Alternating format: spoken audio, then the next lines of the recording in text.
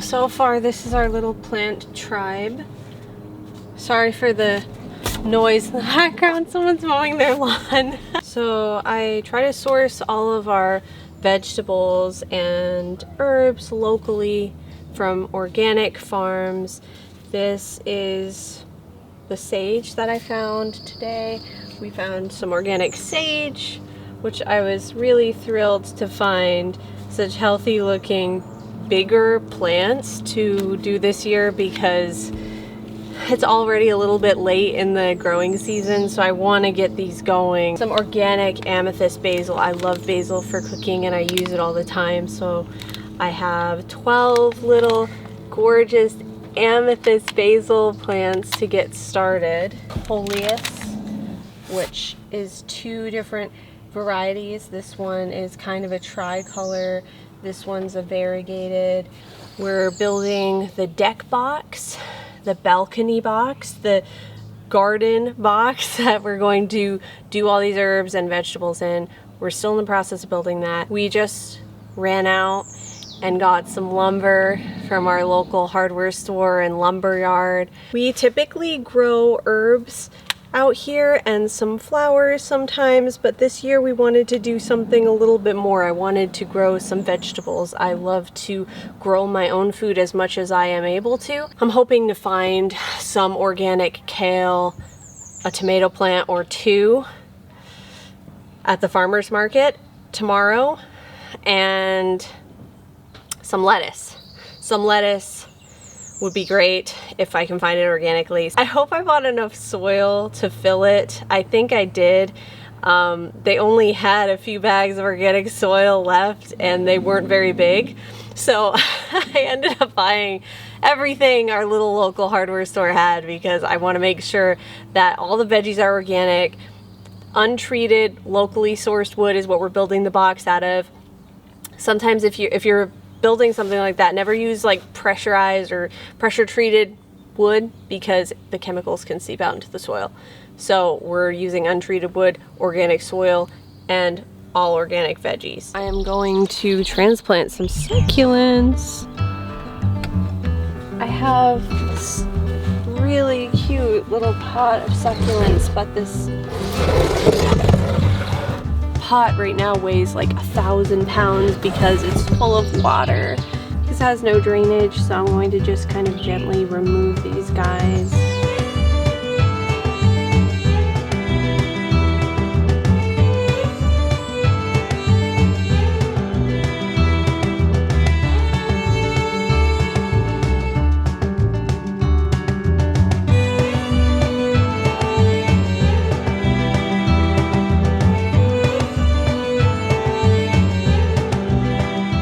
Probably gonna fill it with a few more succulents.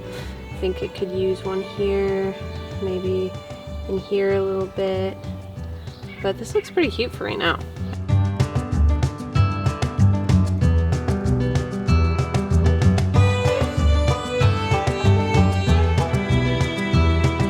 So we ended up drilling some holes for drainage and then stapling some screen that we upcycled for the drainage so that the soil doesn't end up seeping out with the water. Yeah, I feel like this is definitely not going to be enough, but let's see how far it gets. I wish we were able to find this in paper packaging, or at least one bigger bag instead of all these small ones. But, oh well.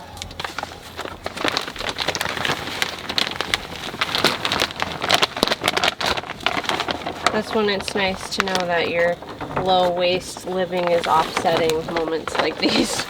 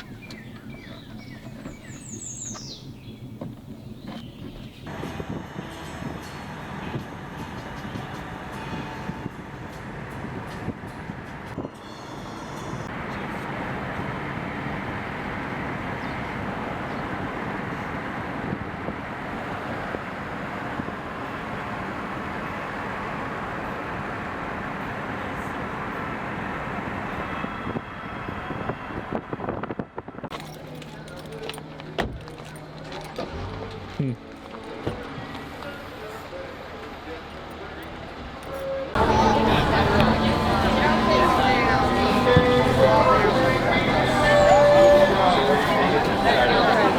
the honey.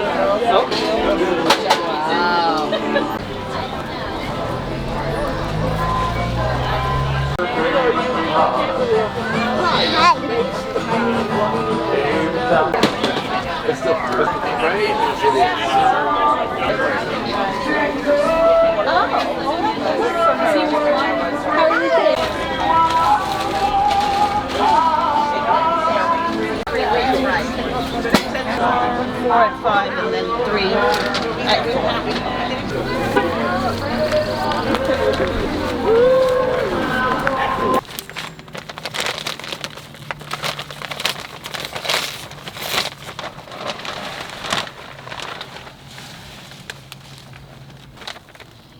This is beautiful soil. It is. So at the farmer's market, I was able to find most of what I was looking for.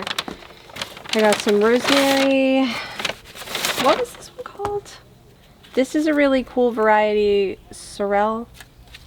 It's like a lettuce type of variety to mix in with like a salad, curly parsley, 2 adorable tomato plants of 2 different varieties, red cocktail, and an orange beefsteak.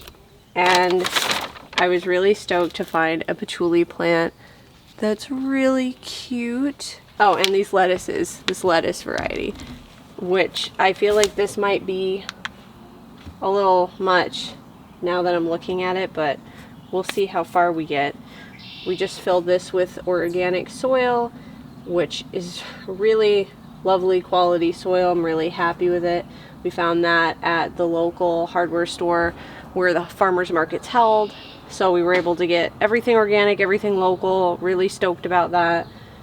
But now we just have to see how much is actually going to fit in here, because I planted all these last night for the time being, but I planted them all way too close together. So I'm going to have to respace and rethink the layout of this little bed here.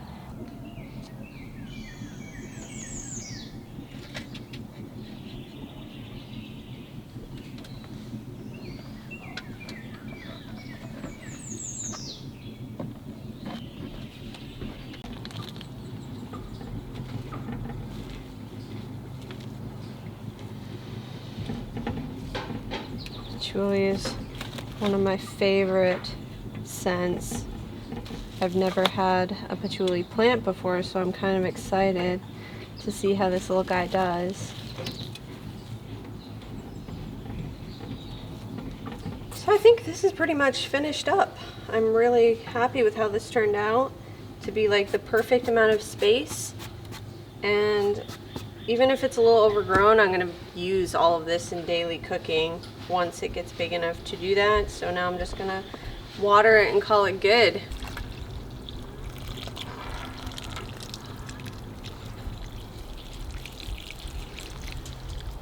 So we found a way to make some really cute little DIY containers for the tomatoes out of just paint buckets and some burlap. This has worked out great for these guys.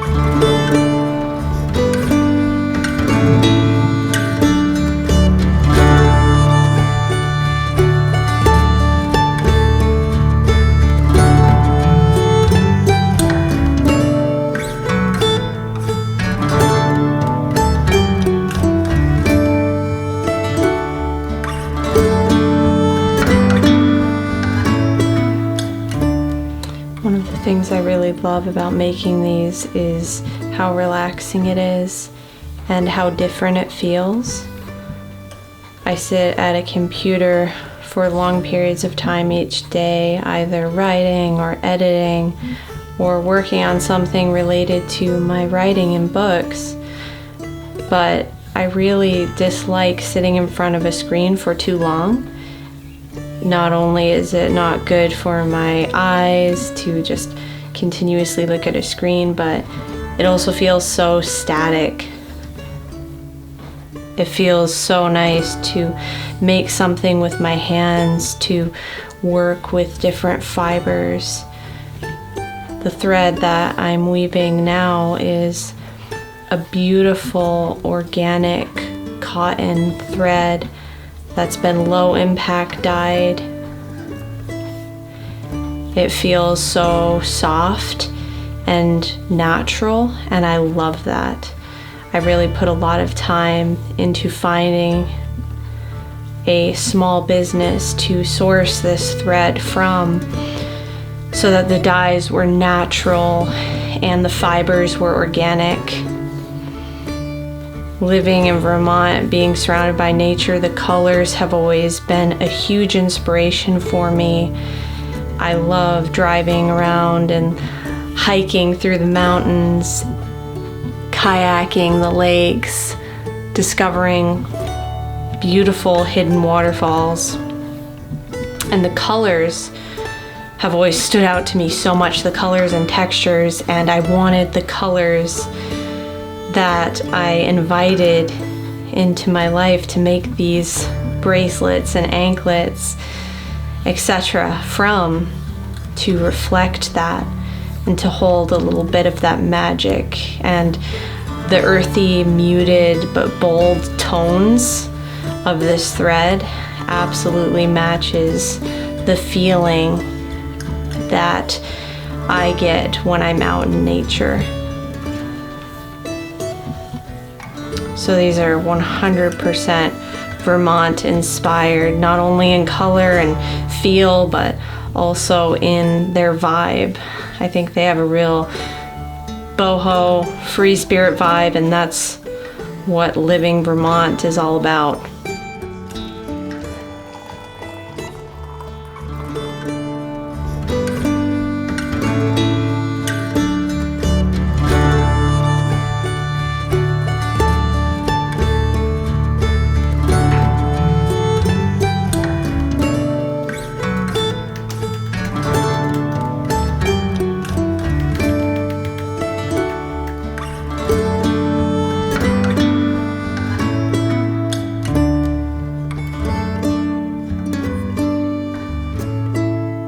Lately, I've just been so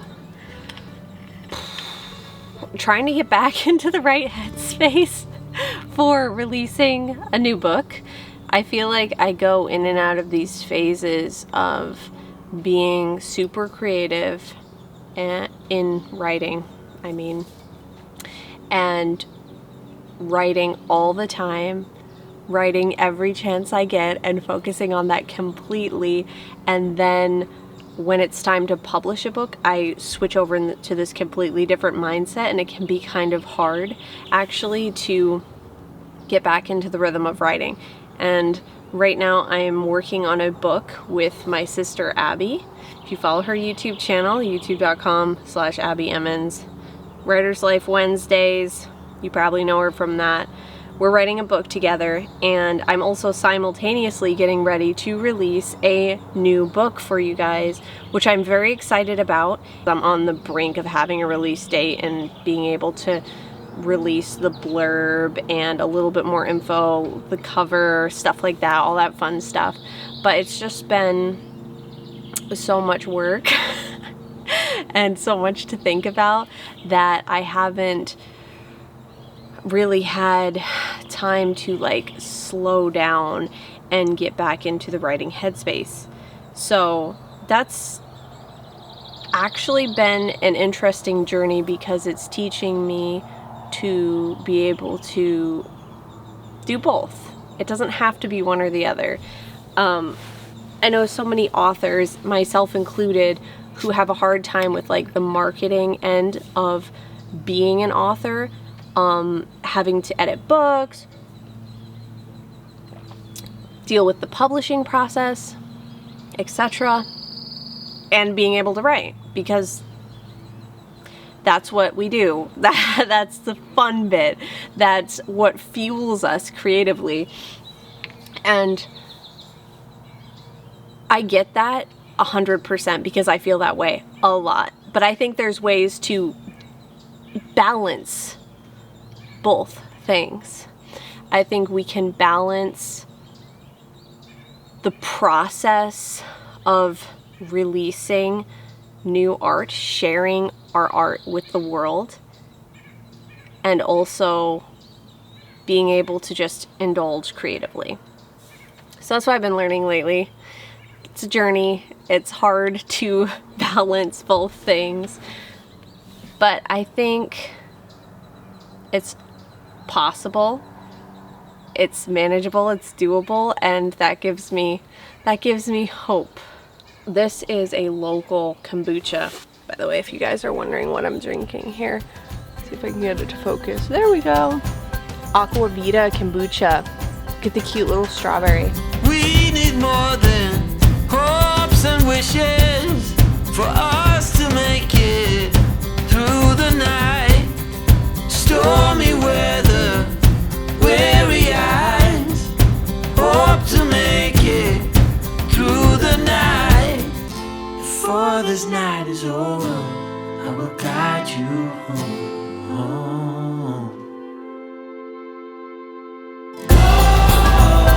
All this time you thought we'd never pay the price.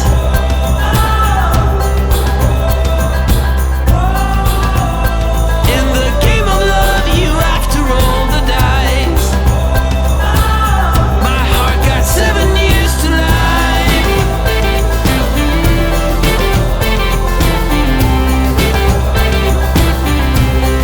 7 years to life.